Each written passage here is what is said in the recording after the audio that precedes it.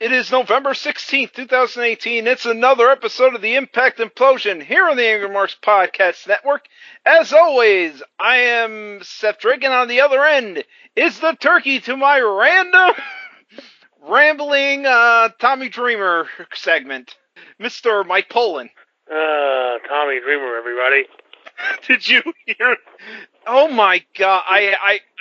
I was like, we need to fill time. What can we do? He kept saying stuff like Lucha Libre and shit and I was like, Tommy, I barely do this for anyone, but I have to use the Billy Madison insult here of nothing in your insane rambling you have made everyone dumber for having heard it. You could, you didn't need to come out and ramble about that. That promo Tommy's promo needed bullet points. Yeah. Needed a script. Also, yeah, apparently, I'm a millennial. Yeah. Apparently, I'm a millennial. Anyway, we'll get to that promo in a bit. Yeah, because I'm 2 years younger than Eli Drake. I'm a millennial. Apparently. How old is Eli, I wonder? 36. Holy crap, I'm younger than him. You're a millennial, too! You're a skinny jeans millennial, too! I don't think I'm a skinny jeans, but yes. No, I'm not skinny jeans, but you're a millennial, too, that Dreamer's been railing all about. Fuck! So, anyway, the news was that I did read the Impact spoilers, and all I have to say is, if Gail Kim wins the Knockouts title, I quit. I quit the show. I quit Impact Implosion. I ain't doing this. If this company once again gives the belt to Gail Kim, I saw from the spoilers I saw that said that she was going to referee the match. I hope that's all it is, but I am not holding my breath. That's it. Yes, so she can just go over all the other new talent that they've been building. Yeah. Oh God. Gail Kim and her ego, everybody. God damn. You know, someone tried to say that, is Gail Kim worse than Jeff Jarrett? I'm like, she's bad. She ain't Jeff Jarrett bad. That's a whole different planet. It's a planet called Jarrett. Which she was on for a little bit. Oh, yeah. She was part of. So, that's probably where she got it from, everybody. Yeah. I think we've connected the dots. Connected a bit of dots. And December 20th and 27th, we won't have shows because they're doing clips. Oh, yeah, the Best of Impact. And also, we won't be doing the next Impact Implosion next week because they'll be wasting on that fucking turkey match. Nope. No Implosion next week because it's Thanksgiving. Yeah, we're not doing... Way to get around taping 9 weeks of TV in 3 nights. I know. And also, why are you still doing the fucking turkey match? Are you just trying to waste time? Because they know nobody's going to watch. Yeah, seriously. God damn. Anyway, on to this week's show. Tessa Blanchard versus Ray Lynn, and as soon as you can say that Tessa Blanchard win, this was a nothing match. This is all Thankfully, set up. This was an actual squash match where the enhancement talent got almost zero offense in. But it's going to set up Tessa calling out Taya. Yeah, she calls out Taya, and Taya comes out, and she's proud to be Johnny's wife. Tessa thinks she's the best. Oh, by the way, she has horrible music now.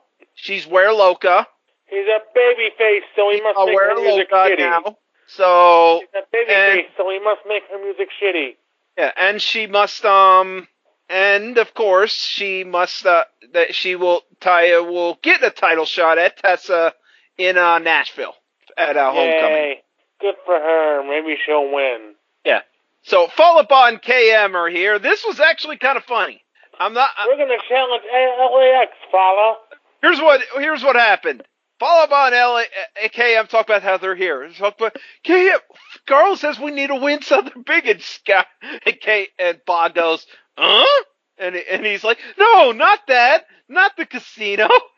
I actually pulled some strings, and we have a non-title match against LAX. If we pull enough strings, or else we could have gotten a title match.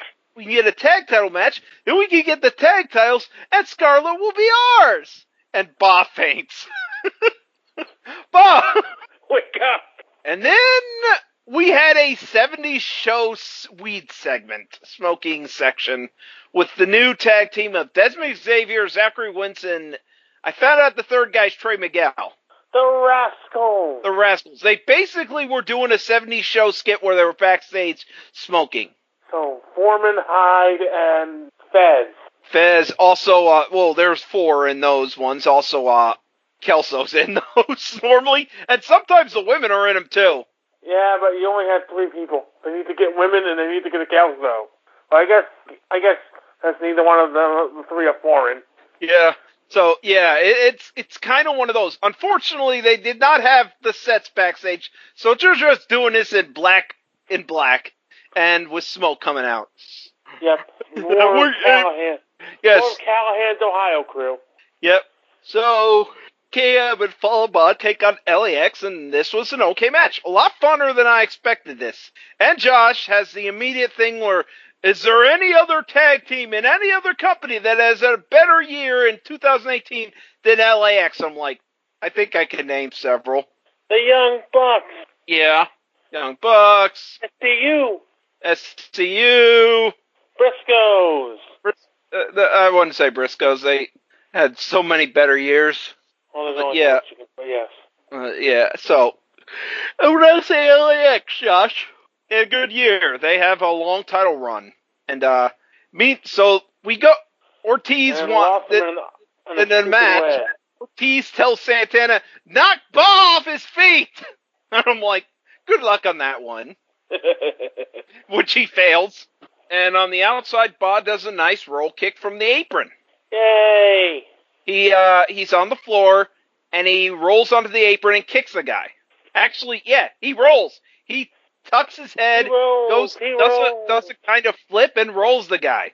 It's kind of cool to see, a big guy doing that. But ultimately, LAX wins, gets a springboard, a lion salt, and forgot what the other one was. I think it was a was it a leg drop or something? Probably. I forget what it was, but yeah, LAX wins. This was decent.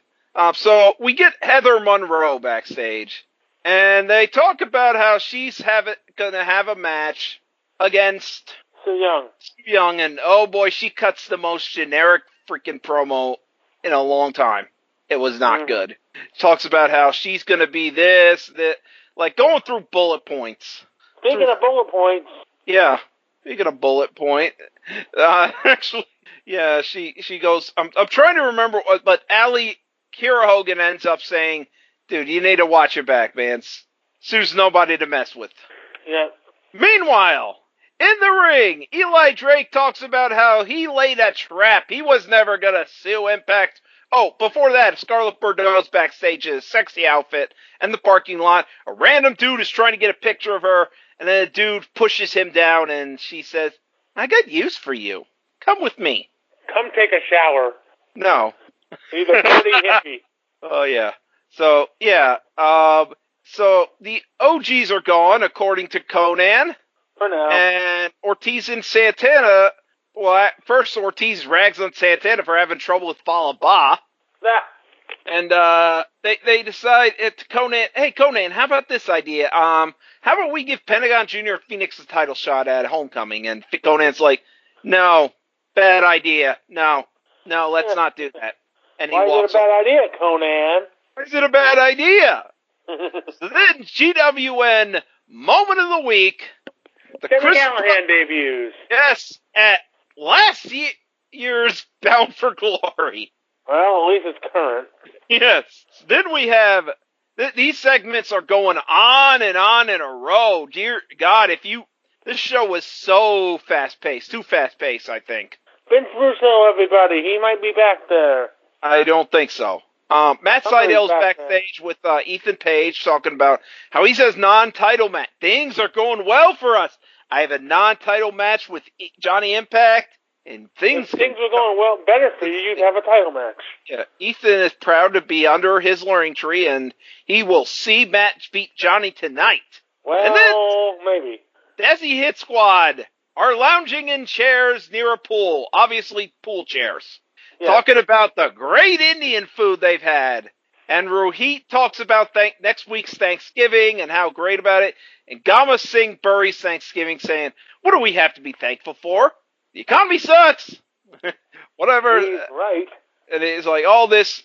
And he's like, you know what? Next week, we're going to ruin Thanksgiving. They're going to be the Grinch. Yeah. No, and he ruins Christmas. I must stop Christmas and if you're Jim Carrey, you ruin a good story. How? What? I must stop Christmas from coming. But how? I must stop Thanksgiving from coming. But how?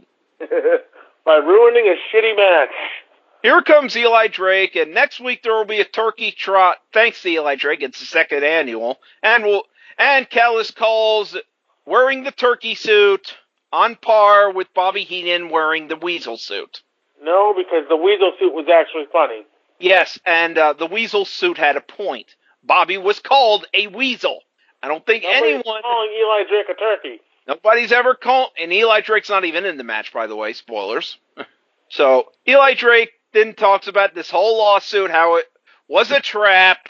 This segment, he talks about get rid of Abyss, since he knows Joseph Park and Abyss are the same guy. He got rid of him. He talks about how terrible hardcore wrestling is, how it just makes people think they can be in this wrestling business when they aren't, and the fans need someone like him to basically be on this crusade and stop the dangerous crap that goes on. And here comes old-ass Tommy Dreamer. And he's going to ramble on for 10 minutes. Dear God, he's going to ramble. This is bad. Tommy, get a script, buddy. Yeah, I'm going to basically try to explain what Tommy said here. Tommy talks about how we should pay homage to stars in this business, how you're just a skinny jean millennial who doesn't respect the past of pro wrestling. Eli Drake's 36, so I guess I'm a millennial then. I guess. And me. Yeah. I'll get 34. So he basically and then he talks about Conan and Lucha Libre, even though I know Lucha Libre was on ECW, but that's not the fucking point here. Tommy, you're going off. You're going off on the wrong shit here, buddy. You went on having issues with You have issues with Lucha Libre, which I hate to tell you this, Tommy. Millennials don't have issues with Lucha Libre wrestling. They don't. They have issues with garbage wrestling, which is what Eli Drake's going on about. Garbage wrestling, not hardcore wrestling. You haven't been paying attention the last month. Yeah. There's a difference. Garbage wrestling is stuff you see in companies at times like freaking IWA Mid-South or CVW or XPW or shit like that. That's garbage wrestling, where guys just basically put each other through shit, and that's all they do. No talent involved. Just a strong pain threshold and a lot of booze. Yep.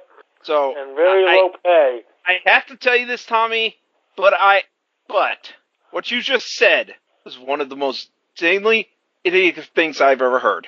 Yep. At no point in your rambling, no incoherent response did you have anything even close to the right answer or anything considered rational thought. Everyone in this room is stupider for what you thought. I award you no points, probably fell asleep and after God about 5 minutes. have mercy on your soul. Good God. That was mostly me quoting Billy Madison. Yep. Trying my best. Eli just gets mad at Tommy for interrupting his time, and he's like, Tommy, you're not even that good. On my worst day, I could still beat you on your best day. And Tommy's like, well, let's fight. And Eli's like, no. They tease it, and Eli leaves. Eli's like, no, we ain't doing this. Fuck you. We ain't doing this. I have nothing to prove to you. Nothing. You're an old man. You're an old man in his 40s trying to recreate something that's been dead longer than it's been alive. Yes. Next thing. Alicia confronting Moose, who's with a girl, and she says, Moose, I need you. She says, Moose, I need you to leave. Eddie Edwards is coming here, and he's going after you. And Moose is like, I ain't scared of no Edwards. You didn't see? Did you see? You saw what I did to him last week. Yeah. If he comes back. Oh, and he has priors. So if he shows up, I'll call 911, and get him arrested. And then Callis keeps putting over that he can go to jail for 20 years. I'm like, well, a couple weeks. Yeah. Ref has issues with Tessa, complaining to the other referees, and they're wondering if Eli is right. But suddenly Scarlett Bordeaux comes in with that guy who protected her earlier with a t-shirt and a wig. And he has on his written on his non-shirtless self, Scarlett's personal security. I wonder how good that job pays. And Scarlett talks about how she loves a man in power and all that stuff. All the refs are one of the refs leaves like, I gotta go. Are you even old enough to be here?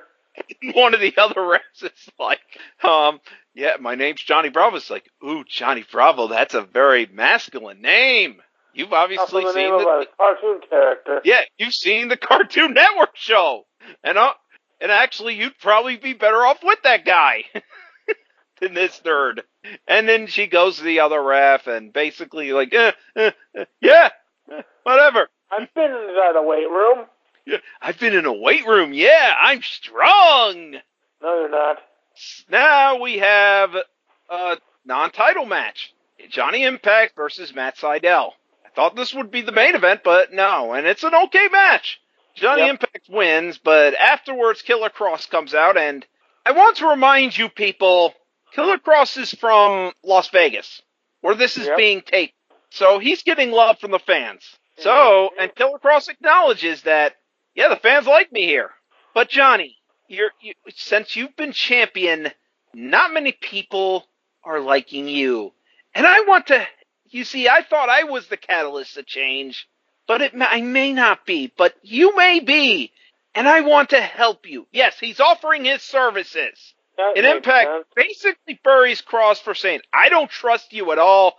I don't trust you near me, near my wife, near my pet dog. Mm-hmm. So he just says no. Basically punks out Killer Kross in front of his own people. Nice job. You're babyface, everybody. Babyface punking out a heel. I know that sounds like a great idea, but when it's his heel's hometown and he's getting cheered like that, you kind of call an ad lib. Not saying he accepts it, but saying, I'll think about it. And then you do later on backstage say, nah. You don't do it out in front of the crowd. Yeah, let's not do this in front of the crowd. Let's not humiliate you in front of these people. So then we get another backstage segment where Jordynne Grace is working out, and Katarina comes up here. She wants to be friends with Jordynne Grace because she has no friends. And Katarina basically says, "You beat me last week." Now I know, and you get on a given day, I could have beaten you, and she's like, "Oh. You could have beaten me. Guess what? 2 weeks, you'll get your shot." Yeah, Katarina screws things up. Now she's fighting Jordynne Grace in 2 weeks. Yeah, that's a good idea. Then Eddie Edwards shows up with Alicia, and he goes to fight Moose, and suddenly people in white jackets show up. That's crazy house. Eddie Edwards. Moose gets a few shots in, but Eddie Edwards is sent to the funny farm. They're sending him to the funny farm where he belongs. Yep, they're coming to take me away. Ha ha, hee hee hoo hoo to the funny farm. That'll be his new music. Oh, God. Some overdub. Yeah.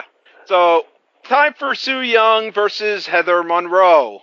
Squish Remember match. Heather Monroe's promo earlier? That was bad. Well, she at least has a little more offense than freaking Ray Lynn did. And Josh with the line, she's not related to Marilyn Monroe. Well, no shit. Well, no shit, yeah. I don't think Marilyn Monroe had any kids. Or a sister. Or sister or something. I don't know, but I don't think she's related. No. So, Su Yung hits the panic switch and then gets Heather to tap out to the mandible claw with her bloody glove. Bloody glove. Yeah. So, she continues doing it. Kiera Hogan comes out for the save of Heather, and suddenly new music for Dark Side Alley. Kiera is frozen in fear, and Sue attacks Kiera. She then hits Kiera with the panic switch, and Alley, after some resistance, goes with Sue. Yeah, Allie's still not 100% with Sue. And then it's time for our main event, which was probably the best match of the night. An X Division title match, Sami Callihan versus Brian Cage. Yeah. The Chris brothers try to interfere. They get ejected. And we go to commercial. Yeah, Callihan hits a pile driver, 2 count. And then Callihan tries for an ankle lock for some strange reason. Never been in his repertoire before. Cage gets to the ropes, and eventually Brian Cage wins with the drill claw.